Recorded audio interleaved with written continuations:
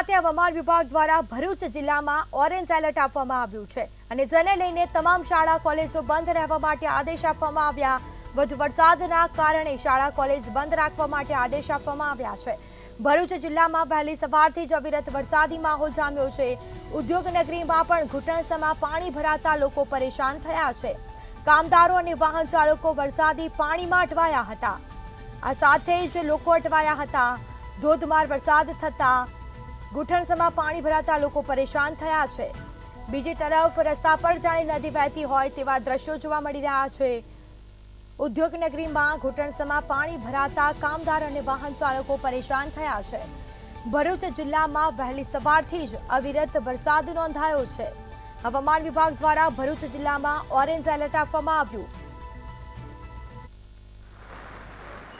હવામાન વિભાગની આગાહી પ્રમાણે ભરૂચ જિલ્લામાં અવિરત વરસાદ વરસી રહ્યો છે અને તંત્ર દ્વારા પણ ઓરેન્જ એલર્ટ જાહેર કરવામાં આવી છે। તમે જે આ દ્રશ્યો જોઈ શકો છો એ ઉદ્યોગનગરી અંકલેશ્વરના છે અને ઉદ્યોગનગરી અંકલેશ્વરમાં અતિશય મુસળધાર વરસાદ વરસતા અંકલેશ્વરમાં પાણી થઈ ગયા છે।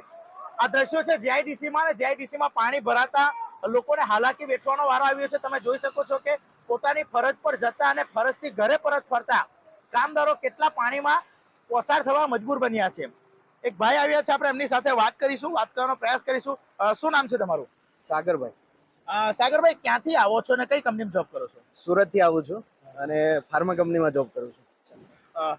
શું લાગે છે, તમે પરિસ્થિતિ જોતા હાલ આવ્યા છો, કેટલું પાણી છે અને કેવી પરિસ્થિતિ છે? સુરત થી અત્યાર સુધી અવિરત વરસાદ છે અને છેલ્લા 3-4 દિવસથી વરસાદ ચાલુ જ છે, એટલે થોડી વ્યવસ્થા કરી હોય સરકારે અને તંત્રએ તો સારું કે બધાને કોઈને હાલાકી ના ભોગવવી પડે।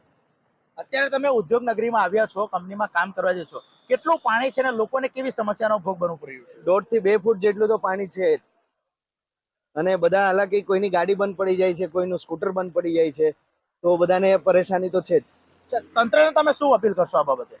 તંત્રને જ કે પ્રી મોન્સૂન કામગીરી જોકે કરતા જ હોય છે, પણ થોડી વધારે વ્યવસ્થિત રીતે કરી શકે એના માટેની અપીલ છે।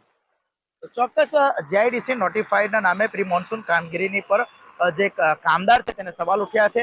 હાલ જે પરિસ્થિતિ જોતા આપણે જોઈ શકીએ છીએ કે કેટલી હદે કામદારોને પોતાને હાલાકીનો સામનો કરવો પડી રહ્યો છે। મંતવ્ય ન્યૂઝ, વાસુ પરમાર, ભરૂચ।